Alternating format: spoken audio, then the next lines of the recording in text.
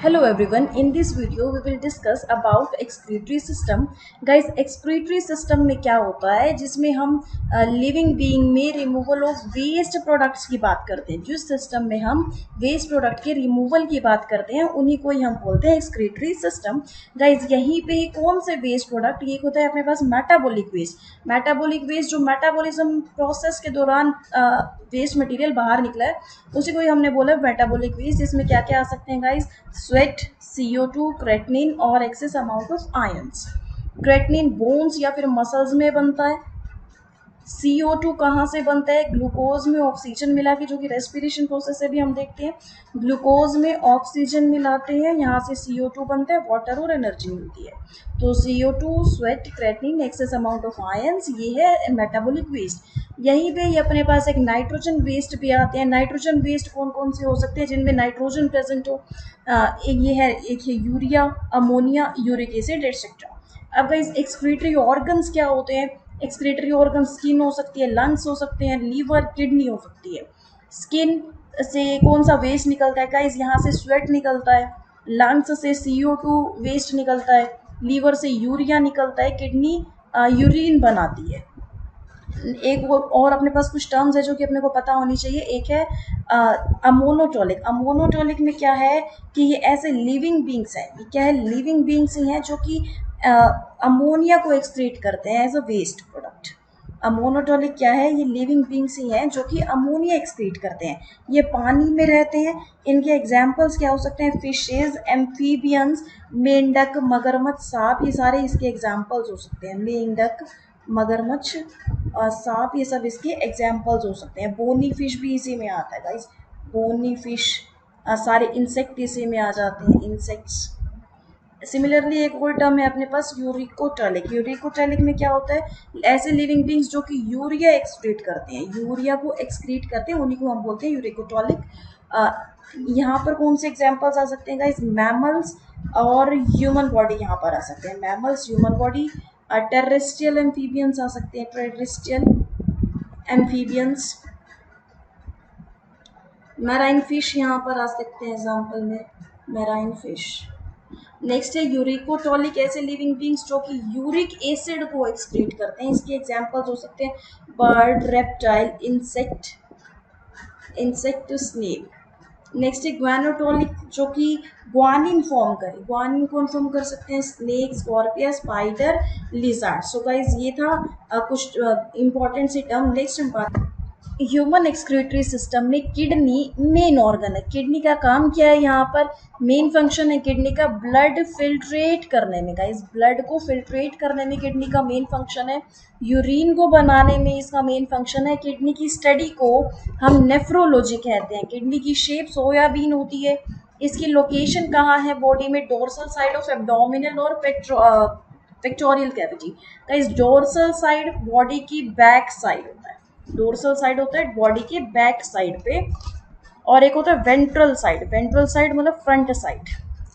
एक किडनी का वेट 170 ग्राम है। इसकी लेंथ 10 से 12 सेंटीमीटर, विड्थ 5 से 7 सेंटीमीटर और थिकनेस होती है गाइस 2 to 3 सेंटीमीटर। यहाँ पर हमने ये बनाई है ह्यूमन एक्सक्रीटरी सिस्टम का ही ये डायग्राम है। तो यहाँ क्या होता है, इस तरीके से ये जो बना रखा है ये किडनी है गाइस, ये किडनी है। ऐसे ही दो किडनीज है अपने पास, दो किडनीज, एक ये हो गया और एक ये हो गया। फिर किडनी के आपस में किडनी इस तरीके से ये जो शेप बना रखी है ये हिलम है। यहाँ पर ये इस तरह से ये डोर का ही काम करता है। कुछ भी आएगा बॉडी से किडनी में, जो कुछ भी आएगा फिल्टर करने के लिए, तो फिर वो इसी डोर के थ्रू ही आता है। तो गाइज, ये हिलम है, दरवाजा। हिलम के साथ ही यहाँ पर एक इस तरीके से है, ये फनल लाइक शेप होती है, ये होती है फनल लाइक शेप। फिर इन किडनी के, दोनों किडनी के ही ऊपर लेयर पे ये इस तरीके की कुछ लेयर है जिसको हमने बोला टेप्सूल, सॉरी टफ कैप्सूल की कवरिंग है। यहाँ पर ये टफ कैप्सूल की कवरिंग है जो कि प्रोटेक्शन के लिए होती है। टफ कैप्सूल की कवरिंग यहाँ पे प्रोटेक्शन के लिए होती है। सिमिलरली गाइज, यहीं पे ये खाली स्पेस प्रेजेंट है। इसी खाली स्पेस को ही हमने बोला है, खाली पार्ट, खाली स्पेस को कोर्टेक्स बोला है। आउटर में खाली पार्ट को हमने कोर्टेक्स बोला है। फिर ये किडनी से ही इस तरीके की पाइप भी निकल रही है। ये जो निकल रही है इसको हमने यूरेटर बोला है। ये भी दो है, यूरेटर भी दो है। फिर है यहीं पर एक ये टैंक सा है, इसको हमने बोला यूरिनरी ब्लेडर और एंड में ये है यूरिथ्रा। तो इस तरीके से है ये ह्यूमन एक्सक्रीटरी सिस्टम में डायग्राम। फिर फनल के ये यहाँ पर ये कैलिक्स है, फिर यहाँ पर है ये पिरामिड्स। एक है अपने पास मेडुला एक पार्ट है जहाँ पर गाइस पिरामिड प्रेजेंट होते हैं। मेडुला एक पार्ट है जहाँ पर पिरामिड्स प्रेजेंट होते हैं। तो गाइस ये है ह्यूमन एक्सक्रीटरी सिस्टम का डायग्राम। आप देखते हैं गाइस, स्मॉलेस्ट और फंक्शनल यूनिट किडनी की होती है नेफ्रॉन। ये मेन है, ये नेफ्रॉन मेन है यहाँ पे, स्मॉलेस्ट और फंक्शनल यूनिट ऑफ किडनी। तो किडनी में भी ब्लड फिल्ट्रेशन का काम करता कौन है? ये नेफ्रॉन ही करता है। एक किडनी में मेनली कितने नेफ्रॉन्स होते हैं? लगभग 1 मिलियन नेफ्रॉन्स होते हैं एक किडनी में। तो ऐसे होती 2 किडनीज है तो 2 मिलियन नेफ्रॉन्स हो जाएंगे। ऐसे ही गाइस उन जितने भी दोनों किडनीज में जो भी नेफ्रॉन्स है, अगर हम उनको निकाल के, क्योंकि नेफ्रॉन्स में ज़्यादा ना कोइलेटेड स्ट्रक्चर होता है, इस तरीके से कोइल से, मतलब ज़्यादा ही मुड़ा मुड़ा सा स्ट्रक्चर होता है। तो अगर उसको अच्छे से हम खोले तो लगभग 16 किलोमीटर तक की डिस्टेंस कवर कर सकते हैं।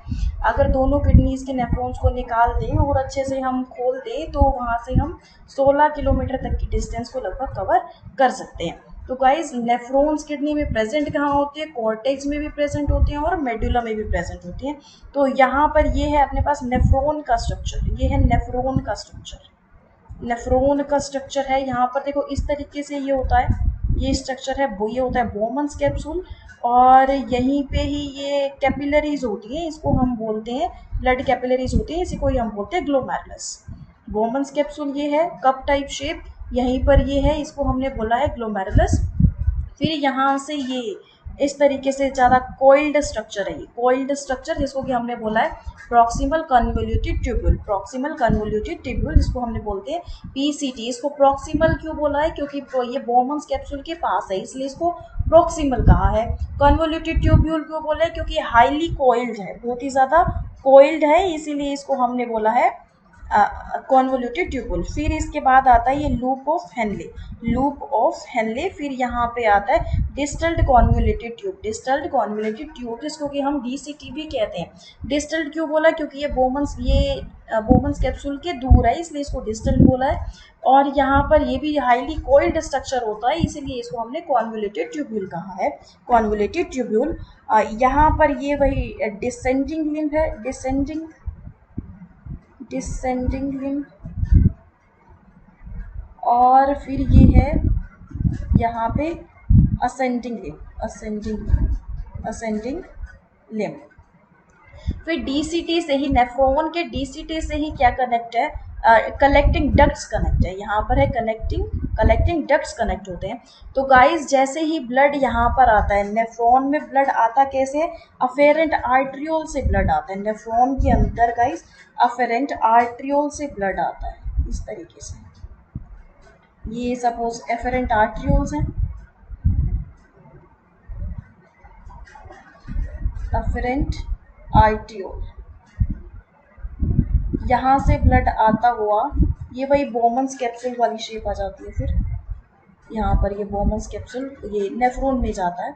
फिर नेफ्रॉन में जाता है तो नेफ्रॉन से ब्लड फिल्टर हुआ, नेफ्रॉन से ब्लड फिल्टर होके फिल्ट्रेट, ये कलेक्टिंग डक्ट क्या करता है? नेफ्रॉन की डीसीटी से ब्लड का फिल्ट्रेट ले लेता है, ये डीसीटी जो नेफ्रॉन में है, ये क्या करता है? सॉरी, कलेक्टिंग डक्ट क्या करता है? कलेक्टिंग डक्ट ब्लड को फिल्टर करके फिल्ट्रेट को नेफ्रॉन के डीसीटी से कलेक्ट कर लेता है खुद में। कलेक्टिंग डक्ट क्या करता है? नेफ्रॉन ने गाइस क्या किया कि ब्लड को फिल्टर कर दिया, तो जो ब्लड का फिल्ट्रेट होगा, वो फिल्ट्रेट ये कलेक्टिंग डक्ट अपने पास ले लेता है। कहाँ से लेता है? नेफ्रॉन की डीसीटी से लेता है। तो इस तरीके से काफ़ी सारे नेफ्रॉन की डीसीटी से, नेफ्रॉन्स की डीसीटी से ये कलेक्टिंग डक्ट क्या करता है? ब्लड के फिल्ट्रेट को कलेक्ट कर लेता है। अफेरेंट आर्ट्रियोल के थ्रू ब्लड बॉडी ऑर्गन से किडनी में जाता है, किडनी में भी मेनली नेफ्रॉन में जाता है। अफेरेंट आर्ट्रियोल से ब्लड बॉडी ऑर्गन से किडनी में जाता है। इफेरेंट आर्ट्रियोल से क्या होता है? ब्लड किडनी से बॉडी ऑर्गन के अंदर जाता है, गाइस नेफ्रॉन के पार्ट्स में हमने क्या देखा था, Bowman's capsule, glomerulus, PCT, loop of Henle, DCT और कलेक्टिंग डक्ट, ये पार्ट्स ऑफ नेफ्रॉन है। यहीं पर ये जो पीसीटी है, प्रॉक्सिमल कन्वोल्यूटेड ट्यूब्यूल, यहाँ पर क्या होता है, यहाँ एमिनो एसिड का एब्जॉर्प्शन होता है, ग्लूकोज का होता है, रीएब्जॉर्प्शन ऑफ वाटर होता है, absorption of NaCl, ions, minerals, इनका एब्जॉर्प्शन होता है। और गाइस अगर किडनी के पीसीटी खराब हो जाता है ना, किडनी का अगर पीसीटी खराब हो जाता है तो यहीं से ही फिर डिहाइड्रेशन होने लगता है।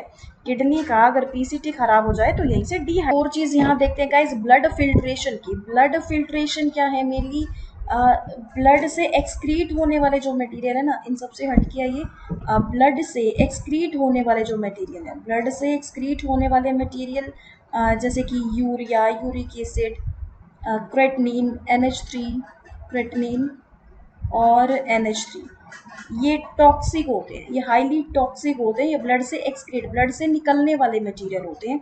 सिमिलरली और होते हैं, ब्लड फिल्टर कर रहे हैं ना, तो ब्लड में मिलने वाले कौन से मटेरियल है, ब्लड में मिलने वाले यही glucose, vitamin, ions, mineral water, amino acids, mineral water, amino acids guys, ये हैं ब्लड में मिलने वाले मटेरियल। और ब्लड से एक्सक्रीट होने वाले ये मटेरियल हैं, और ये urea, uric acid, creatinine, NH3 जो ब्लड से एक्सक्रीट होने वाले मटेरियल हैं, ये हाईली टॉक्सिक होते हैं।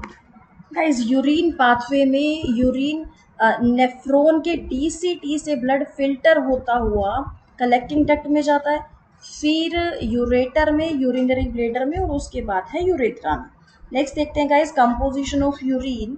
इसमें नॉर्मल कंपाउंड्स भी आते हैं और एबनॉर्मल कंपाउंड्स भी आते हैं।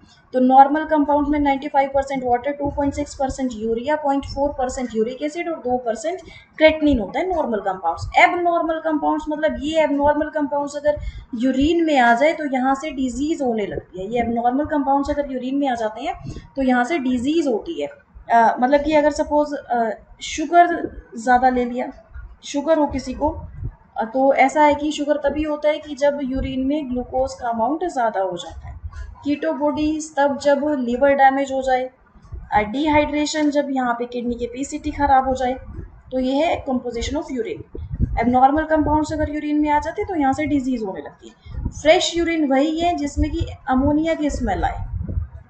पीएच यूरिन का 6 और 6.7 होता है, ये एसिडिक नेचर का होता है, 7 से कम है।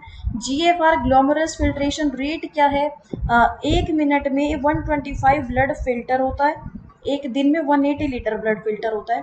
ग्लाइकोयूरेनिया ये वही है कि अगर ग्लूकोज का अमाउंट बढ़ जाता है, यूरिन में ग्लूकोज का अमाउंट बढ़ जाता है तो इसी डिजीज को ही हमने बोला है ग्लाइकोयूरेनिया, डायबिटीज है। Length of ureter 25 centimetre. Urinary bladder male में 800 ml तक का यूरिन स्टोर कर सकता है, फीमेल में 500 ml तक का यूरिन स्टोर कर सकता है। यूरेथ्रा की लेंथ 12 to 25 सेंटीमीटर की होती है। गाइस अगर किडनी में स्वेलिंग आ जाए, इन्फ्लामेशन आ जाए, सोजन हो जाए तो उसी को ही हम बोलते हैं नेफ्राइटिस डिजीज। एक होता है ADH, ADH एक हार्मोन है, इसको बोला जाता है एंटी डाययूरेटिक हार्मोन।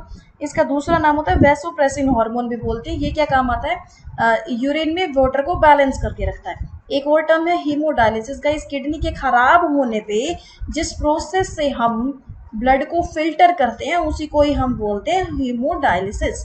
और किडनी के खराब होने पे ब्लड को फिर फिल्टर करते कौन है, ये डायलाइजर करते हैं।